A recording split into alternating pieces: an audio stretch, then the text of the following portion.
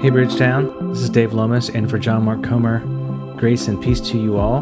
Today is Tuesday, June 9th, and today I would like to lead you through an exercise, a practice of lament. You can do this on your walk or in your house, sitting on your favorite chair, or if for some reason you're driving somewhere, you can even do this in the car. The only requirement is that you participate and that you don't try to multitask. Now, I'm going to lead you through this lament and offer times of silence. I'm only going to give you a few seconds of moments of silence where you can fill in the silence with your own prayer. Now, I recommend that you pause it after every question and journal or spend more time in lament, but for podcast reasons, I'll move through this fairly quickly. First of all, what is a lament? We started yesterday by saying that a lament in the scriptures is a prayerful response to the reality of suffering that engages God in the context of pain and trouble. One of my good friends, Brian Laritz, says that when injustice happens in the world, moving to action is like hand sanitizer for a guilty conscience.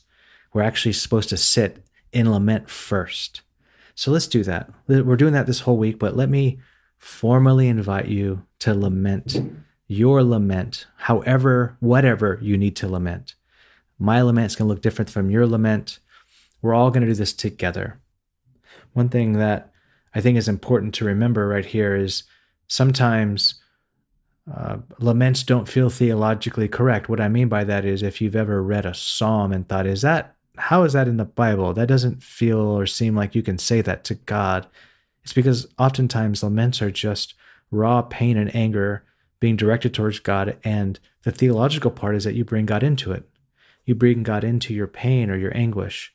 And so I'm going to ask you to not try and to overly filter yourself, but to bring God into whatever it is that you're feeling right now.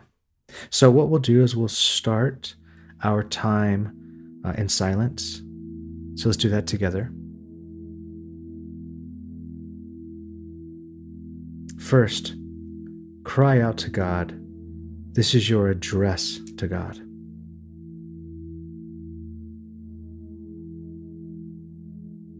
Next, bring your complaint, your anger, your pain, your heartache, your sadness in its raw form to God right now.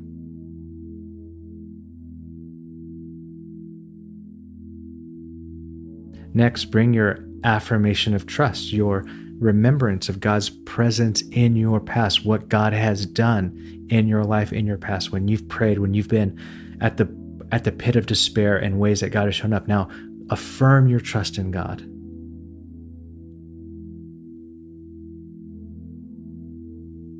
Next, bring your petition, your request, your deepest desire. What's the thing that you want deep, deep down right now?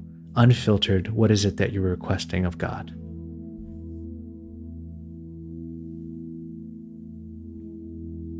Now, this is the part where you add any additional argument, anything more.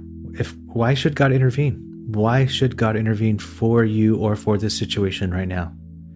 Bring that like because of thisness to God.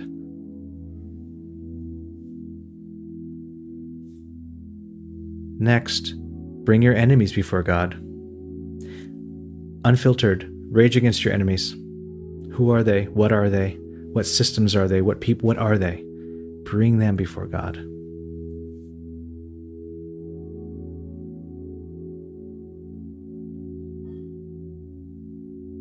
Next, what is it that you need from God to feel heard? What is your assurance of being heard? If you feel heard, what would happen? This is what I need God to feel heard. Fill that in right now.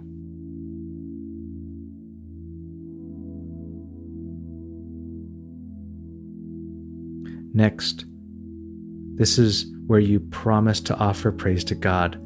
This is where you promise that, God, if you do this, then I will praise you. God, even yet I will praise you. This is like the promise that you will cling to God no matter what.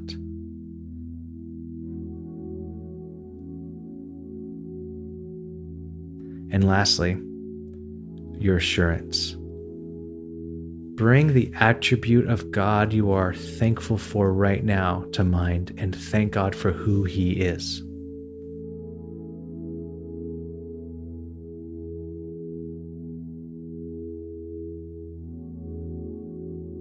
Okay, you've done it. You've lamented.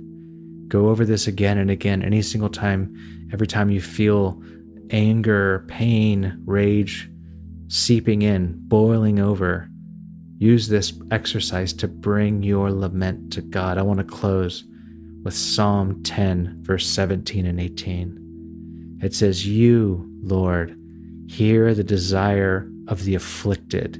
You encourage them and you listen to their cry, defending the fatherless and the oppressed, so that mere earthly mortals will never again strike terror." Peace be with you.